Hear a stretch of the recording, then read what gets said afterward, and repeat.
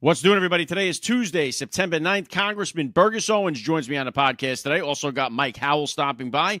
X forces mainstream media to discuss the Ukraine woman who was slaughtered in Charlotte, and Operation Midnight Blitz is underway. I'm AlecLace. This is the AlecLace Show.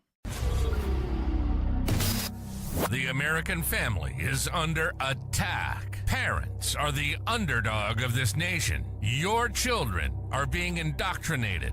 That's right. Your children. They do not belong to the state. They do not belong to the school system. They belong to you, the parents, as a blessing from God our Father. So let's preserve, protect, and fight for the American family together. You're listening to the AlecLace Show. The future is family.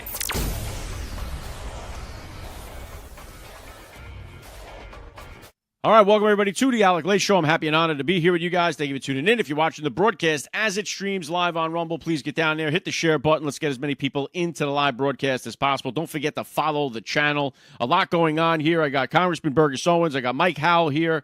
A lot to talk about. I know I'm up against a press briefing. I would love to have been there at the briefing. I tried to telegraph it last week. There wasn't a briefing at all, so I figured there would be one. Thursday or Friday. I tried to get down there to the White House. Didn't make it happen, but I know that there's one today. So many of you guys will be filtering in here after that, I would imagine. But welcome to the live broadcast. And, one of the things that trended, and because of X, the mainstream media was kind of forced to discuss this, but this horrible story about the Ukraine refugee, Irina Zarutska, 23 years old, fled Ukraine. I talked about it last week. I talked about it a couple of weeks ago when it happened. And now because the footage came out and went viral, it became the hot story over the weekend again. And the reason why it became so viral is because the mainstream media had completely avoided the story. And you would think because this had to do with a Ukraine woman who fled the Ukraine war, that the Democrats would have been all over this because that's their thing. The Democrats, they love Ukraine. I mean, that's what they're constantly sending your money over to Ukraine. They scold President Donald Trump for not doing enough for Ukraine. It's Ukraine this, Ukraine that. It's been nothing but Ukraine for the last 4 years we've heard from the Democrats. And here is a woman who got away from the Ukraine war, came to America, and was slaughtered on a train in Charlotte. And the mainstream media, nowhere to be found on the story. So X-users picked up on that point. But also, the other thing that it brings to light is the cashless bail. So you had a guy that was arrested 14 times, and he's released back out into the public. And it's something that you guys heard me harp on. I've been harping on it since I launched the show, is that these judges get away with just letting these lunatics back out onto the street. I was talking about it a couple of years ago with Alvin Bragg, how they just made New York a revolving door of these criminals. They come in, 30, 40 arrests. It's like, how is this even possible? The judges should have to be held accountable for things like this. And now you're starting to see, I was glad to see this Congressman Randy Fine. He put up a post on X. I'm going to introduce legislation to hold judges accountable when violent, repeat offenders they release commit new crimes. I mean, this is a no-brainer here. It's easy to release criminals when you're protected by an armed bailiff at all times. The rest of us aren't so lucky. Those 12 judges that released DeCarlos Brown Jr. should have their day in court, too. And I'm telling you, if that doesn't pass, this legislation doesn't pass, then they want you to be hurt. They want to put you in harm's way. So we have to watch what happens with this, and this thing should come to a floor vote immediately. But this is something that if Congress won't pass this and will give the judges an alibi for allowing these criminals back out onto the street, they're just saying, no, we hate the American people. And you had this other one, too, Congressman Tim Moore of North Carolina. He puts the Irina Zarutska should still be alive. Her blood is on the hands of everyone who enabled the 14-time career criminal to walk free today. I co-led with Congresswoman Stefanik's Keep Violent Criminals Off Our Streets Act to end cashless bail. So it's aimed at ending this ridiculous cashless bail. Imagine having to name an act, Keep Violent Criminals Off Our Streets Act. Like, shouldn't that be, like, why do we even need something like this? Shouldn't this be a no-brainer? And it doesn't make any sense how these people are allowed to go in and out of prison so many times, and there's no accountability whatsoever. Like I said, they want to keep parents held accountable for their kids' crimes. the judges should be held responsible if they are vouching for these criminals that they're letting back out onto the streets. And obviously, the big point of this story became a race thing, because this was a black on white crime, which is the most common interracial crime there is. It's not like this is a small percentage. Blacks killing white people is a far, far, far bigger epidemic than whites killing black. It's not even close. It's not even like the amount is like, it's neck and neck, or it blows away the amount. So it's obvious that this is something that happens a lot of times in this country. But even bringing attention to that, they call you racist. And it's just, you can state the fact. It's like, look, this is what the issue is here. We see this happening all the time. This isn't a one-off thing. This is something that's occurring in an epidemic fashion.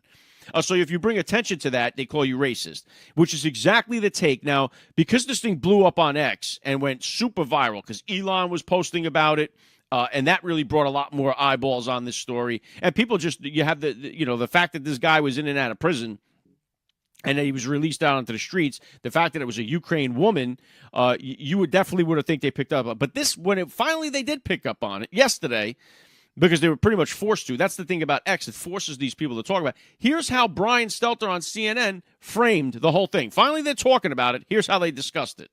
Most murders in the U.S. never become national news. This one's garnered attention for a couple of reasons. Number one, first and foremost, the recent release of that gruesome video. Second, the energy from pro-Trump activists. They picked up on this video from local news and ran with it. It's a little bit like the times when civil rights groups have raised attention about police-involved shootings. In this case, it is Trump-aligned influencers who are posting up a storm about this case on social media.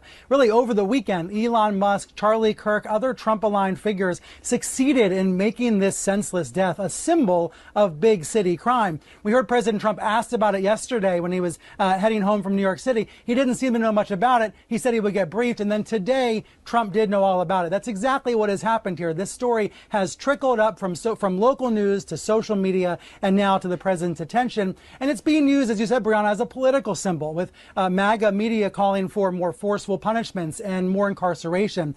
I have to say, some of the replies to Musk, some of the comments around this story are baldly racist, stoking fear of African Americans because this man attacked a white woman.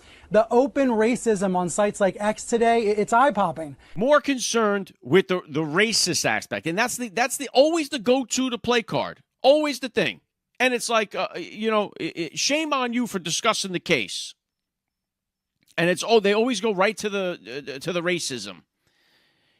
And that's the way that they were going to. But that's expected. And it's like, then you have the governor of Carolina who finally chimed in on it. And he talks about, we need to get more policing. I have a bill for more policing. What more policing? How many more police do you need? Police arrested the guy 14 times. Police did what they had needed to do. The judges are the ones that let this guy back out onto the street.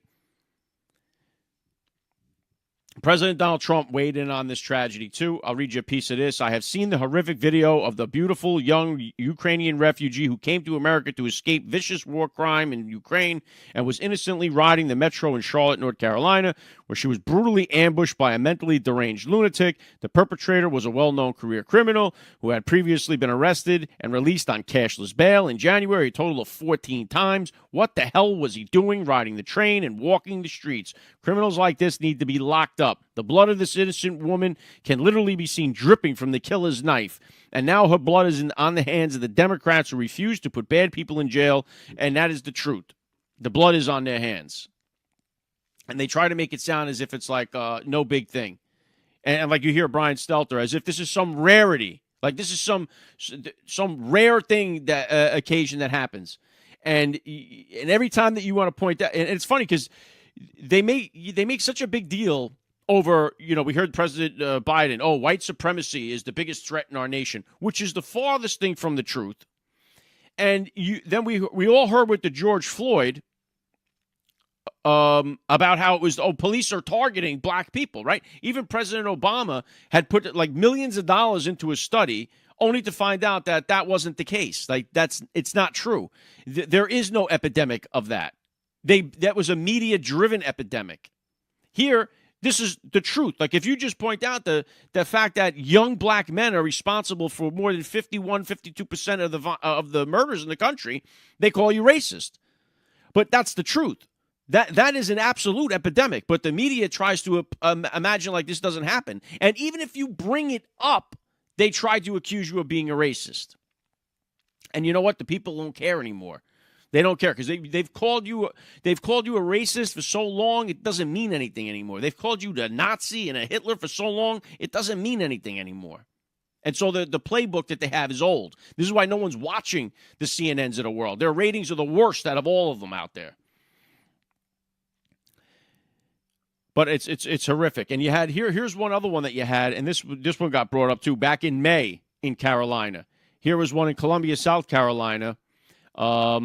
This young woman, Logan Federico, she was a young girl, 23 years old or 22 years old, slaughtered by a guy with 40 prior arrests across different North Carolina counties dating back more than a decade.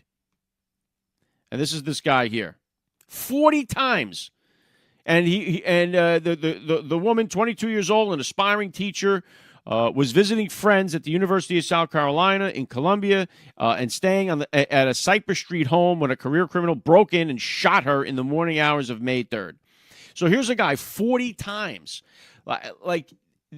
And not one judge along that process is going to be held accountable for this. It wasn't like there was warning signs with this guy. 40 prior arrests. I think it was 39. They say just about 40. 39 prior arrests. It's a joke that they could do something like this to allow these people back out onto the streets. Here was another story that was going. It's the retired college professor killed while in an attack while walking her dog by this guy, Harold Richard Dabney. This girl was 59 years old, recently retired, just walking her dog, butchered in broad daylight. The crime is way out of control, and there's a way to handle it. It's not like it's like we can't figure it out how to handle it. We know how to handle it. We choose not to. And the Democrats have now become the party of just the insane. They have just embraced insanity, and Trump has made them embrace it. Because now they're fighting for narco-terrorists. You have all these people who are so mad about President Trump because he bombed this boat that was bringing drugs to America, and they're like, "Well, you can't do that. You're supposed to talk nice to the drug dealers. You got to give these narco-terrorist cartel members due process." And no one's buying that either. Like you got to send a strong. I'll tell you right now, they're going to have a tough time picking people to drive the next boat to America. They're gonna have a tough time convincing people because now you're on a suicide mission. Before, the cartels owned the international waters. They operated with a big chip on their shoulder like, yeah, what are they going to do to us? They can't touch us. They got to give us due process, man. Let's go, amigo. Let's go. We're bringing in the cocaine. We're bringing in the fentanyl. Let's do it. Now they're looking at one another going, I'm not going. You go. They're drawing straws now to see who's going to get on the next boat to come to America because they know they're going to get obliterated. And that's what you want. You want the fear of God into the cartel members. You don't want the cartel members sitting there thinking, nah, Congress has our back. The American people have our back. We could keep bringing our drugs in. They're making billions of dollars off the lives of American people. And the Democrats are like, no, you can't touch those guys. You even have Republicans, the same thing. You have some GOP that disagree with it. The vice president fired back against that Krappenstein guy. Said, I don't give a shit what you call it. Call it whatever you want. The idea is to put the fear of God into these cartels.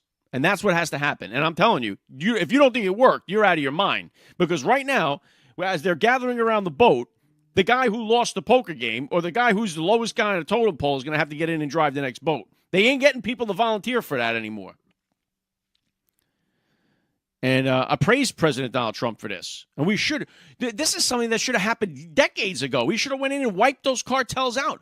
I said it last week. We're dropping bombs in Iraq and in Syria and Libya and all these people that are nowhere near us, that are nowhere near hurting our neighborhoods right now. And we're involved in all these wars over there. We got guys coming right across our border that are responsible for killing millions of Americans over the last how many years, and we do nothing about it. We let the cartels continue to exist. If we know these cartels exist, why do we allow them to keep operating like this? We should go in there and just destroy the whole thing. And that would be a great use of our military. And they're all over President Trump because he named it the Department of War. They're all shaking in their boots about it. So what do you got? We're going to get into all this stuff. So I'm going to get into the Ukraine woman who was just butchered. I want to talk with Mike Howell first. We'll bring him on. We'll talk a little bit more about the Biden auto pen, and Mike Howell is the guy to do it. So this is something that's constantly trending. I know Special Counsel Ed Martin was just talking about this, and there was some kind of internal White House memo showing that the Biden staff was arguing whether Biden should be physically signing the pardons. So even the Biden administration, we see now, get a little peek behind the curtain there, they knew what they were doing was wrong, and they were arguing with one another like, no, Biden should be signing these things. Like, how do you have a president, all these pardons signed by an auto pen? President Donald Trump called this, and which it is, it's a scandal that the media wants to ignore.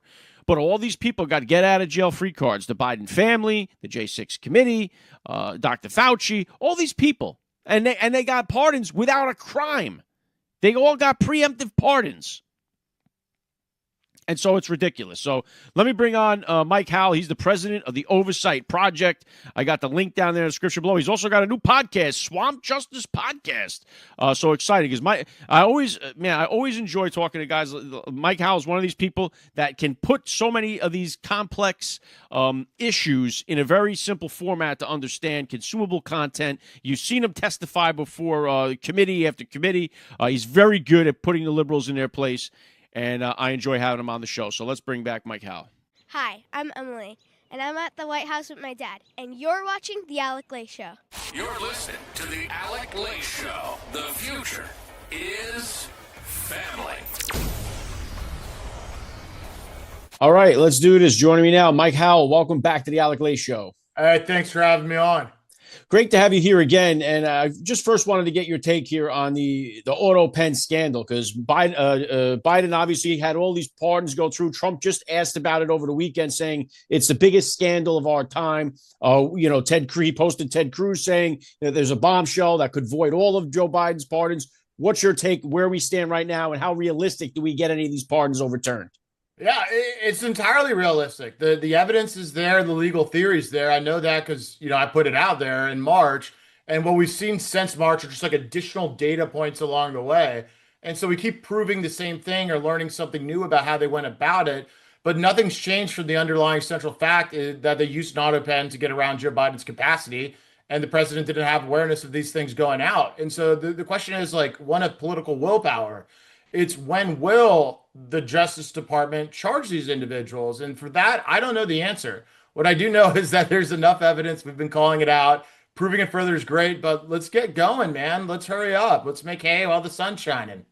Well, one thing is, we definitely want to see, somebody be accountable for this, some charges against some of the people involved in this. But do we see any of these things overturned, like especially the clemency? Biden pardoned like 10 people on death row who didn't even ask for clemency. They didn't even ask for it. They just started pardoning people. They didn't ask the victims how they felt about it. Nothing. That's exactly right. I mean, he was going for the record, and it was very clear, like 2,500 plus. He was very proud of it, or at least his White House was, and it wrapped up a lot of violent people. Here's the beauty of it. Of course, some of these awful people were already released, but some of them only had their, sentences shortened, like a commutation as opposed to the pardon. It's just like you're completely forgiven. Commutation's a shortening of it. So there's still violent offenders that had commuted sentences that are in prison right now. So it's up to Trump as to whether he wants to release them. So short of them going out and charging Anthony Fauci, which I would love to see, maybe the first step could just be not releasing out of prison violent offenders that Biden gave, quote unquote, funky pardons to, right? Well, we just seen what happens when we release these violent criminals onto the streets, the poor Ukrainian refugee that all the people with the Ukraine bios in their accounts, they haven't even posted about it. But that guy was somebody that was locked up 14 times, and they just keep releasing these people out onto the streets. And it's almost like in the same situation here, where you're going to give clemency and then pardon these people that should be locked up for life. Yeah, that's 100% right. I mean, that poor girl's murder was a policy choice. It was a policy choice of those people in Charlotte, North Carolina. The legislatures, the mayor, the judge, and it's furthermore a policy choice of the left writ large in the United States of America, particularly after Black Lives Matter and all that we've done to the criminal enforcement system since then. And so I'll tell you what will also be a policy choice. If the Trump Department of Justice releases a murderer or, violent person with a no good pardon or commutation. And so I hope they don't follow the Democrats' suit and do that. And let me just get your take on this, because it's something that I've been talking about for the last year at least, when I started saying that the judges who release these people should be held accountable. Like if they had to sign on a waiver that says, I vouch for this guy, and that guy goes and commits a violent crime, the judge should be held accountable in some way. Is that something realistically that could happen, or is there some kind of roadblock legally in the way of that? Yeah, there's certainly a lot of roadblocks. Look, they've destroyed the law enforcement system, the criminal justice system in a lot of these areas. They're wholly captured entities in the urban centers. They kind of are okay with this violence because having some amount of violence and murder and rape in these urban centers is better for them than having something that could be called a racist system. They just don't want particularly African American people to get arrested. And unfortunately, right now, the statistics bear out that the predominance of violence in this country is coming from a very small subset of African American males, on the younger side. And so like anything that would result in having younger African American males arrested for crimes and actually doing time for crimes is intolerable to the left. They'd rather honestly to see people raped and murdered than to be called a racist. That's where we've sunk in this country and in our cities.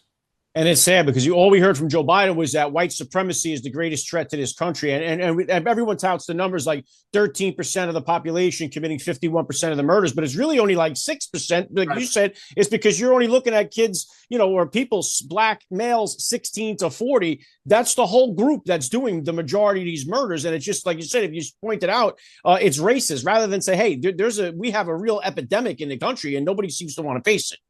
Yeah, no, that's exactly right. It is too difficult for people to acknowledge because it questions the central pieties of like far left and democratic policy, because for them, the problem of everything is structural racism. No one could ever be at fault. And even when you're looking at what happened in Charlotte, that's not structural racism. That's a dude stabbing an innocent woman in the neck and killing her in public. And what leads to those sorts of things are being arrested and released 14 times in a row back into the streets. So we have the opposite of a systemically racist system.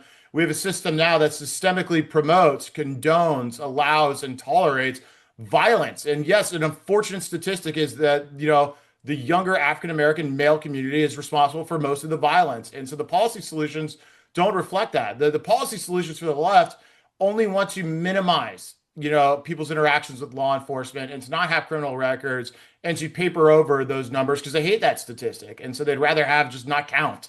And if that involves, results in people getting murdered along the way, that's better for them than a bad statistic. It's so crazy to even hear you say that, but it is true. And and also too, virtue signaling doesn't grant you immunity. These people will kill you whether you are for down with the cause or not. It's irrelevant to them. So let me go back to the auto pen, just because another one of these things with Joe Biden and the auto pen was the January 6th committee. Which was, Trump was talking about that also over the weekend, the unselect committee, and everything they did, they burned the books. The whole thing was corrupt. The whole thing was a scandal. And everyone on the committee gets a pardon. And it's like them too. We would love to see some kind of accountability for that whole sham committee. Oh, 100%. I was going to tell Adam Schiff that to his face, but he found out about it and he ran out of the Senate hearing room when I was testifying to him. I was warning him. I said, your pardon's no good. You're going to have to talk about this, and you're not going to be able to wave a pardon around, and you could be held, guilty for the crimes that you may have committed during that whole sham procedure and process. But the breaking news there is the House set up kind of their own January 6th review committee in the House of Representatives, and so you have Barry Loudermilk who's leading that charge. It's yet to be determined. Like, look, I don't expect much out of Congress. If they'll rise to the occasion and create something that's of the equivalence in size, scope, and ferocity of the Democrats' January 6th committee, but they certainly should. The Democrats spent $20 million plus out of Congress on that, had a huge staff, had a friggin' made-for-TV producer alongside of them, working with the FBI, et cetera. And so Republicans, should do something of that level and scale, and I hope that Loudermilk does. I worry that some of the other people, Republicans on Capitol Hill, don't have his back. They don't want to do this, but I think the people do. We want to see people held accountable for that. And I think the January 6th committee jumped the shark when they had that bozo woman on there saying Trump dove over the seat in the beast, grabbed the wheel, and was, no, take me back. Like, it was like, what are we watching? It was complete theater what we were watching up there. Yeah, no, it was insane. And the one note, like, I remember reading the report and be like, maybe I'm just really dumb and I've misread this whole thing for the past year. Maybe they got Trump on something. Maybe there's a new document or actually proven testimony that they'll include in that. And I opened the report. No, they virtually cleared President Trump from the central charge that like he coordinated and facilitated January 6th. No, he told people to go home. They just didn't like when he did it. And so like this, the process of that committee was the punishment, right? The getting it out in the media and keeping it going and going and going. And we'll see if the Republicans have the spine to do something like that back. I hope they do, and yeah, that has been the playbook. Whether it's real or not, it's just in the public eye. It casts that shadow of doubt. Do you have a reasonable doubt? And that was the whole point of what they were doing with that. Now, one of the other things I wanted to ask your opinion on here too is because we have obviously the violence coming from the young black male community, but we also have an uptick in this transgender violence. We've seen this transgender lunatic slaughtering Catholic children just recently, and this is a guy who changed his name from a man to a girl legally and then bought weapons. And so now the whole conversation starts to become, should people with transgenderism, which is gender dysphoria, be able to purchase weapons? And the left seems to not really know how to frame this entire argument. What's your take on it? Yeah, so this one, there is a more, I think, more of an ability for the government to like appropriately tailor their response. And let me just kind of, compare it to the problem of we have in urban centers where it's a lot of young African male violence. Like you can't embrace or solutions that focus on just immutable racial characteristics, and you shouldn't in the United States. So the Constitution does guard for those sorts of things. Now you can craft like policy and local specific solutions, but you can use just like race as that proxy, right? And you shouldn't. And no one's saying that the crime there is because they are black, right? Right. It is cultural issues. It is intense kind of putting a lot of people in the same place, condensed living areas. It's a lot of different things that make that figure present as young African American males, right? But that doesn't mean like it shouldn't be announced, declared for what it is, and solved for what it is. Now, here's why it's different than the transgender stuff.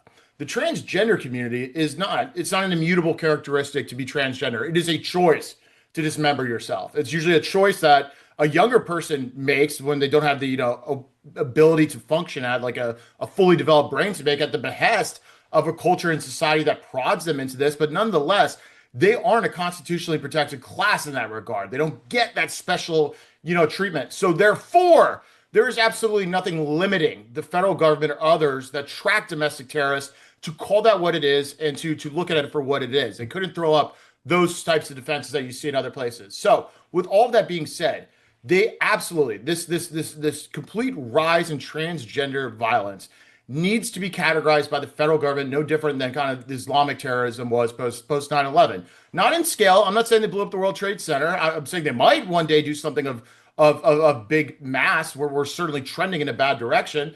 But in terms of type, you have an insular community in which they are told from a very young age that if you don't affirm my identity, you are going to make me kill myself or somebody else. That is the language that's being spoken at them. That is no difference than a jihadi message. And so it doesn't surprise me when people, drink this from a fire hose all day long. They go out and do unspeakable acts of evil. And you have politicians reinforcing it. Tim Walz and others will accuse Republicans who don't want children to be mutilated of leading to their death by, saying, no, you can't get your care, so you will die. It's insane. And it results in domestic terrorism. And the media and Democrats are both complicit. It's a tag team between the two of them because they're saying basically Republicans and conservatives want to erase your identity, want to erase you. So if you take away the rainbow crosswalk, it's an attack against transgenders. And then you got Democrats wearing the T-shirt, trans rights with the knife in it and stuff like that, like almost promoting, violence to stand back. And it just seems like it's getting way out of control and nothing is being done to calm the waters of this. And the transgender community is just getting more and more riled up.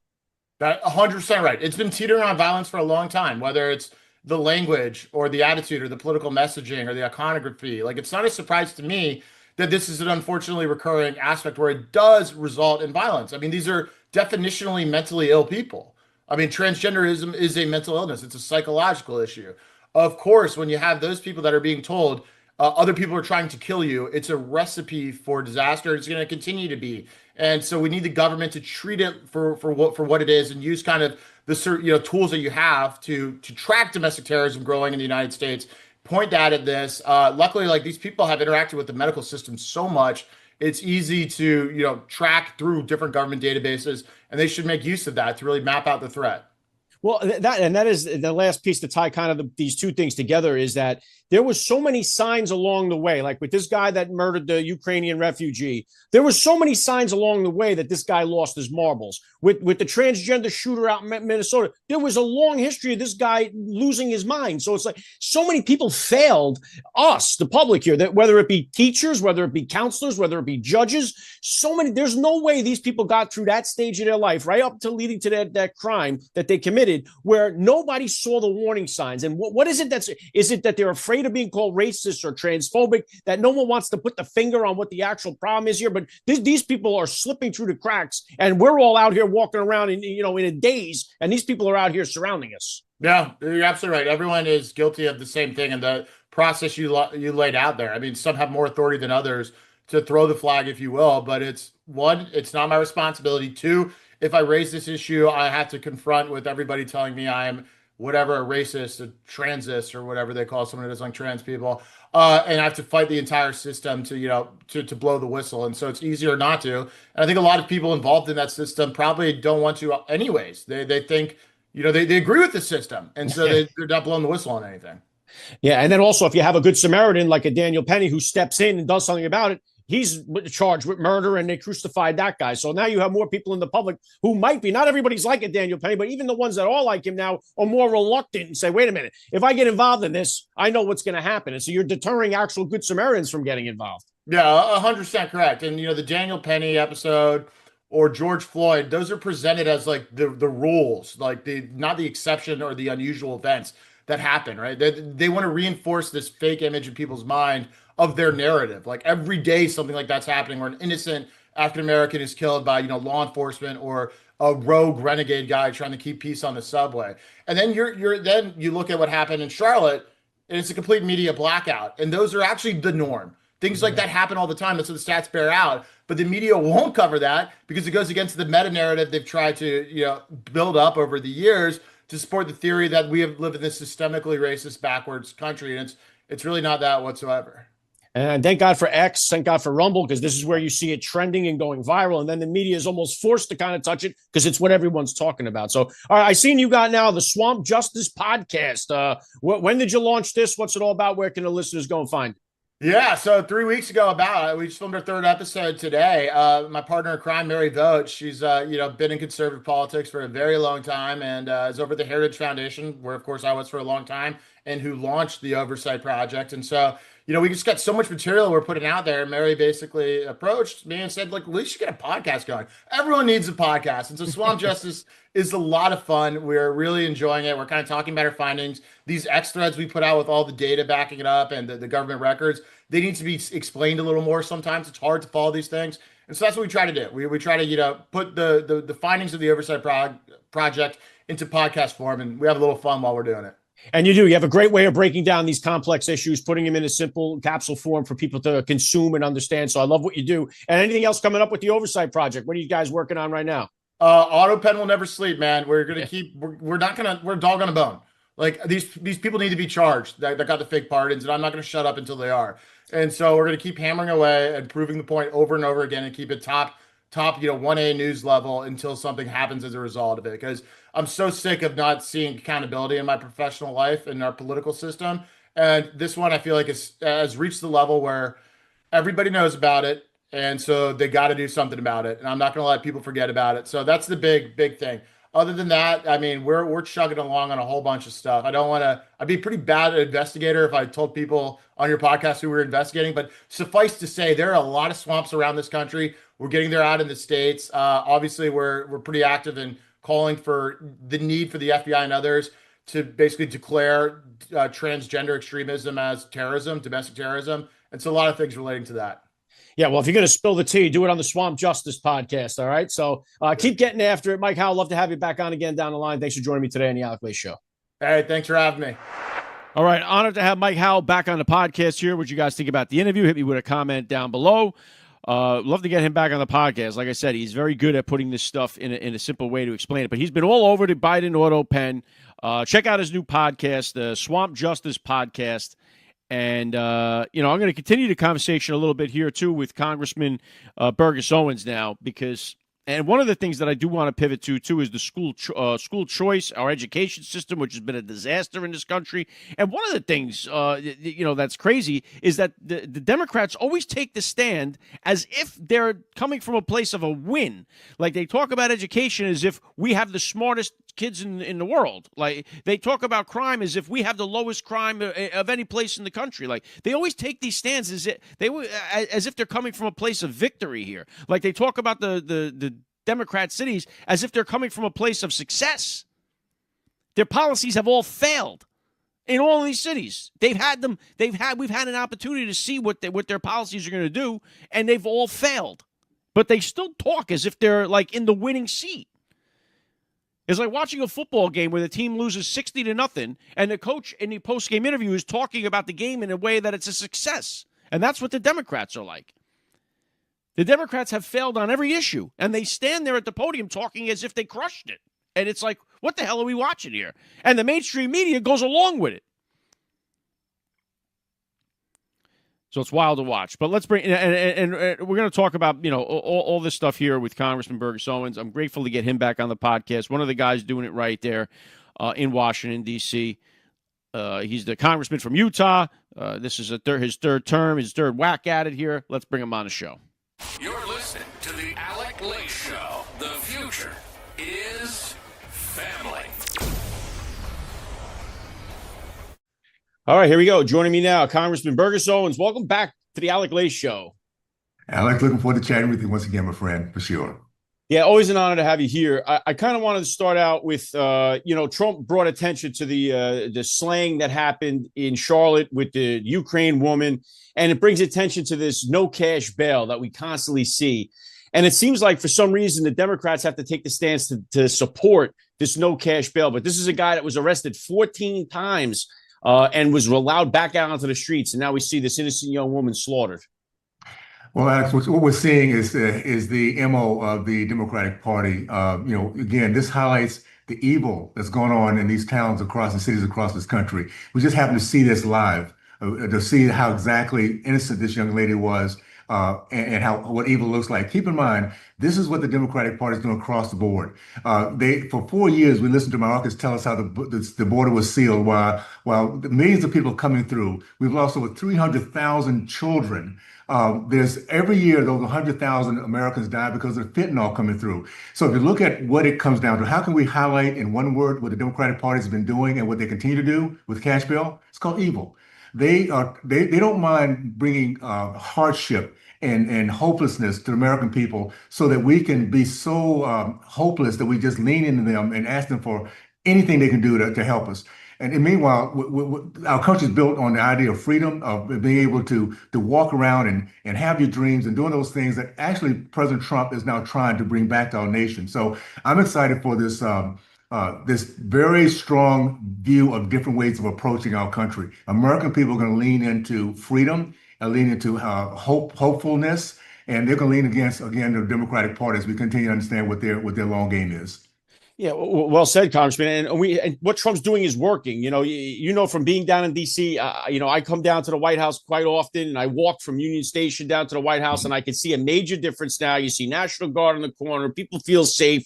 And it shouldn't. And then you have Democrats that stage this huge protest, and it's all white liberals from out of town that are against it. Yet the people in the community that suffered most are the black residents there that were the victims of so much of the violence, and yet they're trying to speak for them and say, oh, no, they don't want this. We know what's better for them.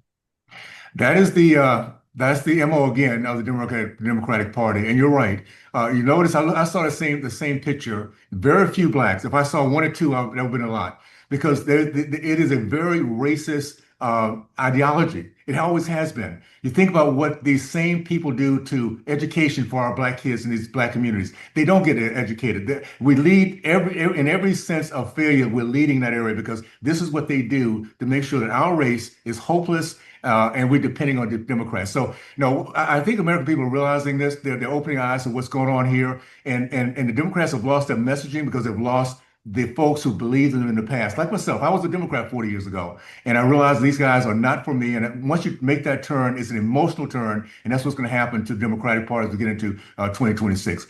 Americans are tired or fed up with this crazy Marxist ideology, and we're moving forward to make sure we can have the American dream once again, as always been in the past. And we're going to see that now because you have Operation Midway Blitz now underway in Chicago. It's another neighborhood that has been Democratic run for 80 years. It's been nothing but Democrats that have had control of that city, and it's never gotten better. They've always promised it, and they say they secured the black vote year after year after year, and they've never delivered. And now you have illegal aliens committing crimes over there, taking up jobs and resources away from the communities. And I would imagine that the people in the community are the ones that would welcome most, just like in Washington, D.C., Trump coming in and cleaning this mess up. There's a reason why the minorities that in the past have leaned toward the left, the Marxists, they're waking up. They're realizing, they're seeing real time how these people view them. And you're right, in the Chicago communities, in the Washington, D.C. communities, and you can find across our country, those who live in these areas where crime has been rampant, this should never be the way of life. This should not be normalized. And so we're seeing that, and this is going to show up in 2026, my friend. It really is.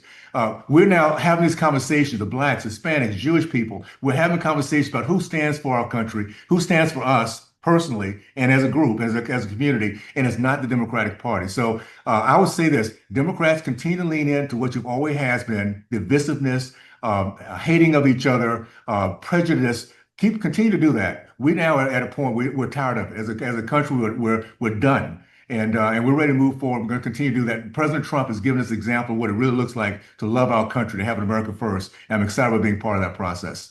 And that's just it. I think you hit it on the head there too, Congressman. Just because it's not just it's across races that feel different things. It's, as Americans, we all want to be. We don't have to live like this. We want to be able to walk around safe in our communities. Every race wants to be able to do it. You want to be able to raise your family in a neighborhood where you don't have to worry about looking over your shoulder, and you have to have all be this crime infestation where you can have a good education system. We're going to get to education in a second, but it's every race that lives in the community wants to have that. There's no such thing as somebody that says, "Oh, I really would. I hope to have my family grow up in a neighborhood full of crime." I mean, and the Democrats make it sound as if everyone's okay with that, and nobody is. They reject that idea, and that's why Trump smashed it in November. And what it is, we have the American way, and this is what's so unique about our nation. We start off with things like we're equal to become a more perfect union. People come here from every single background, every single culture, and we become Americans because of this culture of being able to dream big and go out there and do the things you just mentioned: faith, family, free market education. It is the Marxist left that hates every one of those tenets. They hate faith, family, free market education. Look at what they do. Look at what the lawfare goes after. And I'm just hoping that those who watch this process, we're not asking Democrats to become Republicans. Be independent. Look at what's best for your interests, your family's interests, and you're going to find out the Republican Party stands mostly for what you're trying to get done. So I would say just keep it in mind that way. Look at what's best for you, and you'll find out the Republican Party is where you'll find a good home for sure. No question about it. Let me get to the education, because President Donald Trump talked about this, the tax credit for school choice. He's championing school choice. You have the Department of Education Secretary talking about how we've spent $3 trillion on the Department of Education since its inception, and our scores have all gone down. And yet you have the Democrats, they're arguing almost as if they come from the standpoint of our education has been a success. It has been a total failure. And so now we're trying to give the education back to the states and offer this school choice to everybody. Well, for the hard left, the Marxists, it has been a success. What is the goal of the left is to make sure we're ignorant, to make sure we cannot think. We can't do math. We can't do reading. If you can't do that, you don't have critical thinking skills. If you don't have critical thinking skills, what drives you? Emotion. So they put fear into our communities, fear into our people, and they emotionally are driven toward Democratic Party. So no, they have been very successful in what they want to do with education. We're saying finally, and I think COVID was a great opening for us to see what's happening in these school systems, and parents realize that no kids are safe. These people, these Marxists, are trying to get us to not believe in truth. And so we're done with that. And at the end of the day, choice is the one thing that brings merit, brings competition, like everything else we do. What you do, Alex, right now, you are competing against every other whatever podcaster that shows out there. So you're going to make sure you bring the very best talent so people tune into it. That's the way school systems should be. Education is the only place that we have neglected to put competition, merit, and reward for that. And we're going to start doing that with choice, because parents will start looking at the very best place for their child. And if there are folks there are school systems that are failing, guess what they'll do? They'll go out of business like they should be. So I'm excited about where we are. We finally have it codified, so they cannot take it away from us. It's just now a matter for every state to opt in. And I'm hoping those who are listening have your state to opt into this choice process. And that's why I bring you on, Congressman, so I can beat out the competition. I bring on the better talent pool here, Very good, John. And I seen you post this, and this is one of the things that drives me crazy is this narrative. And the teachers union in Chicago, the teachers union president, she updated her bio on X, and it now has a quote on there that says, "The children are always ours, every single one of them, all over the globe." And it's a quote that's from and this is that narrative that we constantly hear from. Children don't belong to their parents. They belong to the school system. They're our kids. And it's the children belong to the parents. They always seem to want to cut the parents out of the education process and cut the parents out completely of this whole thing. And I'm sick and tired of that. And the parents, the children belong to their parents as a blessing from God. And that is the most important thing that has to be remembered. But that Marxist ideology is no, these are all our children. We even heard it from President Joe Biden. We heard it from the press secretary. All throughout his president, we heard that Marxist ideology. And that's why they're going to start losing. You just nailed it. It's a blessing from God. Keep in mind, what the Marxists hate is a faith community, a faith country, because it takes them out of the picture. So they think they want to be gods. And you're right. If they are gods, then our children are theirs. That's the way they look at it. So no, I'm hoping to keep this message up. Parents who love their children will rebel against that. And I don't care whether you're Democrat, Independent, or Republican. No one wants to believe that some bureaucrat, some crazy Marxist is truly determining everything that our kids are going through. So we're in the process of getting that. And I hope they keep that messaging up, because it's not the American way. And the pendulum has turned the other direction, where we're now getting back to those four things I mentioned: faith, family, free market education, and the ability to go out and build dreams so big, and you fail, you get back up again, because that's the American way.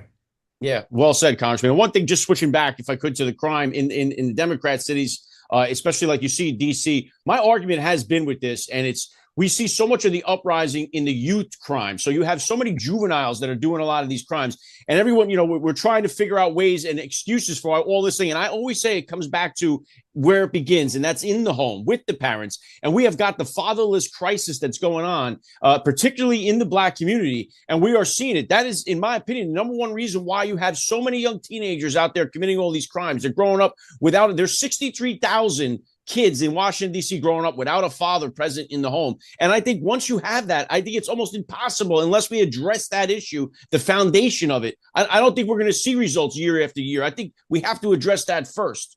Alec, you have nailed it. You nailed it, my friend. I grew up again in a different era back in the 60s, when the Black community was competing, and we were commanding respect, leading the country in so many different areas. And guess what we also had in common? Only 20%, 80% of families had their moms and dads in the household. Now 80% of these kids being grown up without a dad. And you're right, when there's no father in the home, it's obvious what's going to happen to those kids. They have no idea what discipline is all about and what it is to be committed. All those things that make a family work. That's why the family unit has always been the very center of our nation. That's what when people come here, they love the idea that they can bring their family, they can have a legacy, they can have a business.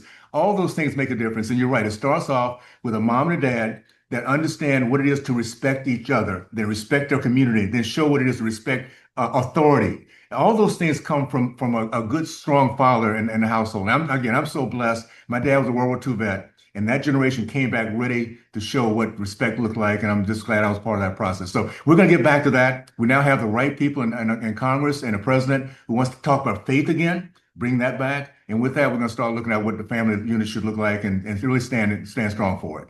And that was my next point, Congressman, too, is not only we have the father, I harp on this so much. I beat the drum on it, but not only do we have the father out of the home, we have the heavenly father out of the society. It's the other combination. It's those two things. And most of these kids across the country, especially in these Democrat-run cities, they're growing up without a father in the home and without a faith, without the heavenly father in their heart. And so when you don't have that faith component, that higher power, so be it, whatever you want to call it, but when you don't have God in your life, don't have a dad in the home, it's almost impossible to expect any other kind of result. This is exactly the result we should be seeing when you have no family life that's put together with a dad and no faith in your life at all. I mean, this is what we should expect to see.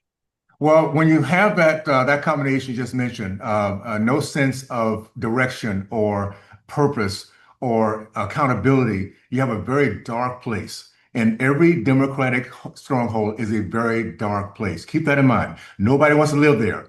These white liberals will go there and they demonstrate and they leave and they go back home because they want to be protected. They want to be safe. They cannot stand being in an environment where they got to look over their shoulders like other Black Americans are forced to do. So no, it's we're a country of light. We're the country of hope. This is who we are, and it's within our DNA. So what I'm excited about, we can go but so far with the leftists driving our agenda before we say, okay, enough of this. We're tired of being afraid. We're tired of hating each other based on our skin color. We're going to go back to the American way of becoming a more perfect union. And that's what we're doing right now. All we needed was a strong leader, somebody who was bold, who told it the way it was. And now the American people, over the last 3 terms, this is my 3rd term, we're bringing more America First legislative leaders here to Congress. So now we have a House, a Senate, and a president and the American people that are on the same page. We want our country back. We want to move forward. We want to be hopeful. We want the American dream to be given to our kids and their kids. And we're going to get it done. The left is in disarray because that's what happens when you have chaos, when you have darkness and evil. Eventually, light shows up and it doesn't know how to deal with it. So we're going to continue to move forward. I'm just so thankful, all of us, by the way, Alec, all of us that are living today, voting today, speaking up. We're part of this remarkable time. We're going to look back and realize we really brought our country back from the abyss. Yeah, really well said, Congressman. It's got to feel at least positive or at least uplifting to be there with what you just said. You have the House, you have the Senate, but we have a president that cares. And being there when you have a president that nobody knew where he was, what he was doing, it was on disarray. The country's falling apart. Now it seems like at least we're getting the wheels back on track, headed in the right direction. What are you guys working on this week? What's coming up next year for you? Well, right now we're looking at, we still have another reconciliation process we might be able to go through. We're trying to get our appropriations done so we can keep our government moving forward. And of course, we have to do it all on our own. We only have a three-seat margin. So I want people to realize this. It is a miracle for a conference like ours that is very, very individual. We're very entrepreneurial. To deal with anything, continually winning with a 3-seat margin is a miracle for us. And it's only because we have a strong president and we have a team now to realize we can't just do Hail Marys all the time. We can't just message. It's now time to be strategic and follow the lead of a leader who's a genius when it comes to business, a genius in negotiating. And here's the icing on the cake. He loves our country. You put all that together, and we have faith in this president that we're going to start continue to move winning for the American people. So I'm excited about being part of this. Just get ready. We're only 9 months in. So we got some good times coming for us, buddy, for sure. Yeah. Yeah. I love the optimism. It's a great time to be an American. Congressman Burgess Owens, I'd love to have you back on down the line. Thanks for joining me today on the AlecLace Show. Anytime, my friend. Let's get it done. All right. Take care. All right. Honored to have Congressman Burgess Owens on the podcast today. What you guys think about that interview? Hit me with a comment down below. Awesome stuff. And one other thing about the education I want to add in here, too, is that one of the things that was trending, again, viral over the weekend was the Powerball. Because the Powerball got to $2 billion. It was $1.7 billion. And 2 states had winning tickets, Texas and Missouri. And we still call it a Powerball, a lottery. It should be called a 50-50. Right? Because the government takes half of that money. And the government was never expecting to get that money. So it's like, we need Doge to look into this lottery. Where in the world does this money go from the lottery? Because it's not as if it's expected income. They never know how high the lottery is going to get. So it's not like they can plan on the lottery going to $2 billion. That happens because nobody hits it and the pot continues to grow. So where does that money go? And it's supposed to go where? And I know here in Jersey, it's supposed to go to education. That's what they told us. Oh, it's going to education. Well, where did it go? What do they use that money for? They never put anything up there. They never have this was hit by Texas and Missouri. So the governor of Texas and the governor of Missouri should be standing up there next to the winners with their big balloon check and say, hey, look what taxpayers, here's $500 million that we got, or whatever, $250 million we got. We're going to use this to lower your tax here. We're going to put this towards this new project here. We're going to give you something for this because it's your money. But we never hear about it. Oh, it's going to education. Well, the kids ain't getting any smarter. The teachers ain't getting any richer. They talk about teachers' salaries and stuff like that. Well, what about using some of this lottery money to help pay for the teacher's salary? Isn't that what we're supposed to be doing with it? In Jersey now we have sports gambling, which is another great thing that they brought into the state, right? To get now you got all kinds of kids that are addicted to gambling that never even would have thought twice about doing it. And at a young age, you see it. I got older teenage boys here. The kids in their class, they're already hooked on this stuff.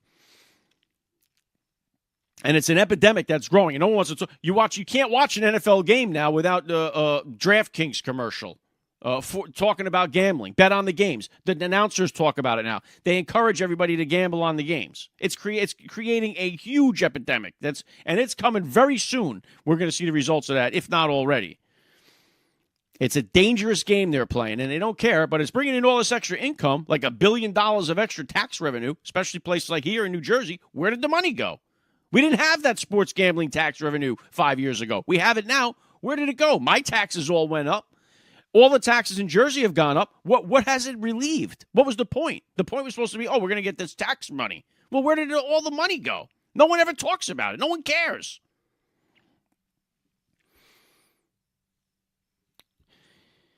So, I don't know. That's just one other thing about the education part of this. I want to hit you guys with this one thing before I get you out of here. NBC put up this poll about Generation Z, and I thought it was pretty eye-opening.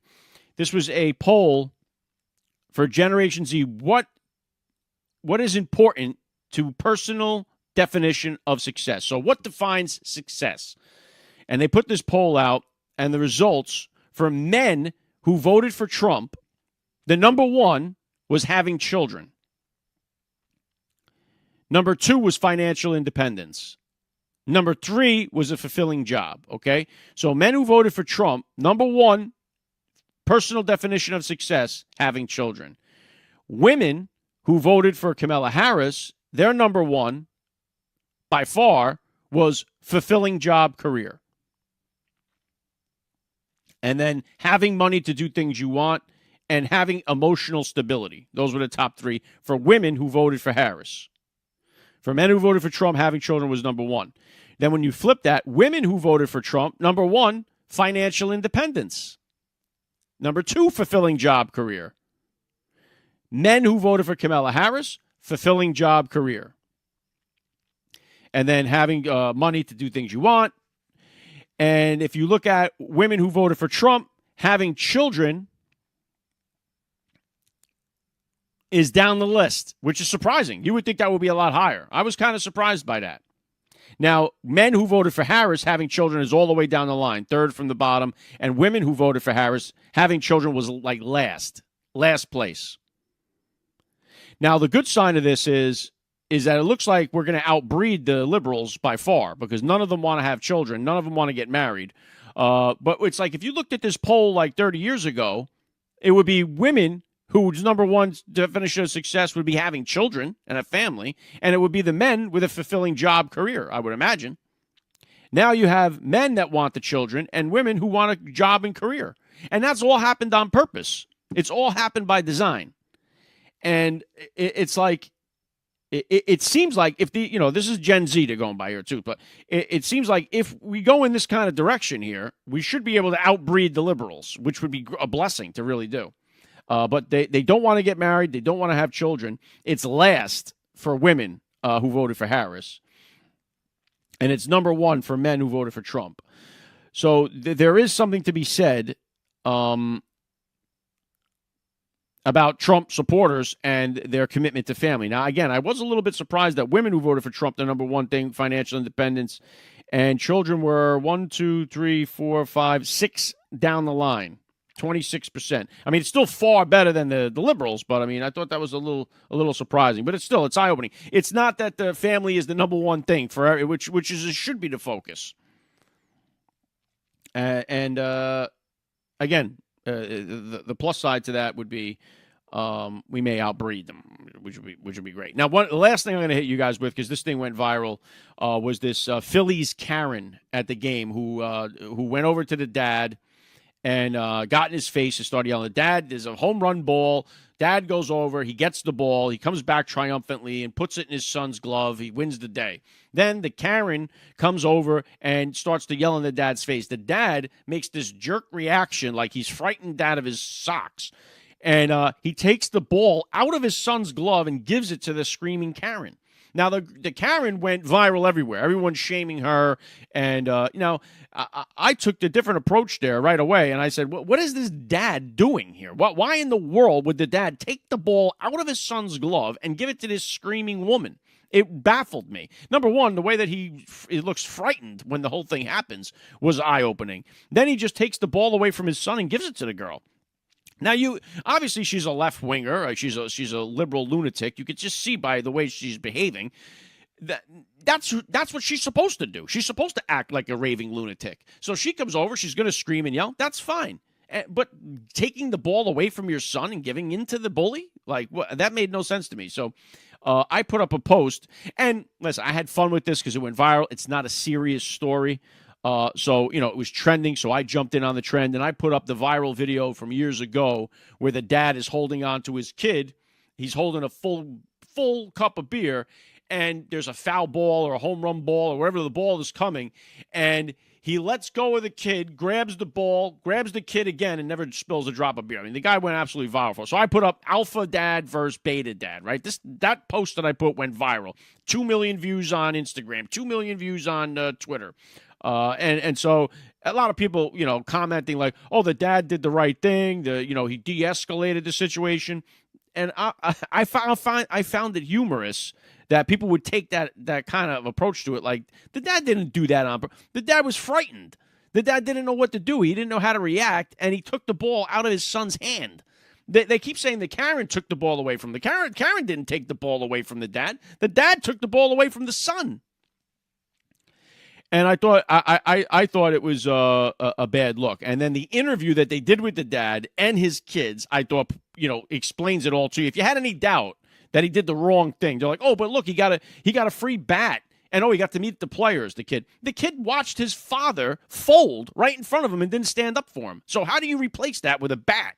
And then you have this interview they do, and he's trying to basically convince the kid that he did the right thing and trying to convince the viewers. But I thought it was very cringeworthy, and it shows if you watch the body language of this, the kids lost all respect for the dad whatsoever. And the dad, he almost feels you could see the shame coming off of him in the video. And the mom, who sat there and didn't even get involved, didn't even show up for the interview. And I had a lot of comments on that, right? Thousands of comments, but a lot of people saying, if my wife would have strangled that lady, like if you got in my husband's face or my kid's face like that, my wife would have went. And the woman just sat there and did nothing. She didn't even come to the interview, nothing at all. So you'd imagine everybody in this scenario, voted left, because it doesn't seem like there was anybody there to stand up for the children. But here was the interview. I wasn't very happy that we had to give it to her, but we can't win. She was gonna get it anyways. Sure. Yeah. He wasn't going to take it, but I decided to give her the ball. I apologize to you, but it was the right thing. We just wanted her to go away. Yeah. And it worked out. You got a bat. Yeah. Pretty cool. Dad, do you have any regrets giving the ball back? Yeah, like I said, it's, that was what we were there for. We were there to get a home run ball. So I thought I had accomplished this great thing, and putting in his glove meant a lot. And she was just so adamant and loud and yelling and persistent. And I just didn't want to deal with it anymore. There was hundreds of people, just staring. And like I said, she was very, very, very close. And I'm dad of the family, so I didn't want to do something I'd regret. And that was the choice I made, is to just hand the ball back and tell her, go away. And you could just see the body language coming off the children looking at their dad. I mean, it's not a serious story. It was a thing that went viral, almost as dumb as the CEO caught cheating on a wife. Not a serious story, but one that went viral, so everyone's got to jump on it. I did, threw my 2 cents in. But it's funny how people get so riled up over the stuff. It's like, at the end of the day, it's meaningless. But it's just like so many of the world that we live in now. Once something catches, everybody got to comment, you got to post, and listen, let's face it, that's why we're all there, right? They're like, oh, it's clickbait. And it's funny because Everything that you post is clickbait. Everything that you click on was clickbait. I mean, it's like that's what everyone is doing here. And they always try to shame one another. Oh, you're putting that up there just so people will click on it. Well, no, I put it up there so no one would look at it. It's like everybody that's in this game that's posting. So we're all trying to get eyeballs on our material. Like that's the whole name of the game. And it's like, it's funny to watch other people accusing, oh, he's just putting up clickbait. Well, if you've ever clicked on anything ever today, it was clickbait. Everything that you've ever clicked on. It doesn't, like, to me, I've never understood that. Oh, that's just clickbait. Well, whatever story, whatever thing you just clicked on today, which probably was about 1,000 things, every one of those was intended for you to click on it. So I don't understand that. Anyway, I thought it was a bad look for the dad there. I thought it was terrible to see him take the ball away from his kid. His kid was obviously bothered by it. He said it right in the interview. I wish he didn't give the ball back. So anyway, that was the Phillies Karen story. Far more important to this, obviously, was the story we started with, was the Ukraine refugee that was brutally murdered. And you have to wonder, how many more DeCarlos Browns were let out today by a judge? How many more DeCarlos Browns are walking around out there in your neighborhood today because of these judges after being arrested how many times? You wonder, and you're walking around your neighborhood with these people, and they could care less because it's not them, it's you and your family that's walking around with these people. So shame on them for that, and I hope that we see these judges held accountable for it. I would love to see that legislation get passed. So those are the things I wanted to hit on with you guys. And I will be back on Thursday. I got my friend Alex Marlowe coming back to the podcast. And one of my favorite congressmen, I got Brandon Gill coming back on the podcast. Looking forward to that. He's a new guy in there, a sharpshooter. Always enjoy having him on. Again, grateful today. Congressman Burgess Owens joining and Mike Howell. Hope you enjoyed the program. Come back on Thursday, 1 p.m. Eastern Standard Time, and I will be here with you. God bless you parents and you listeners out there. God bless our police, our first responders. God bless our military, our veterans. God bless America, and I'll catch you guys on Thursday. You're listening to the AlecLace Show. The future is family.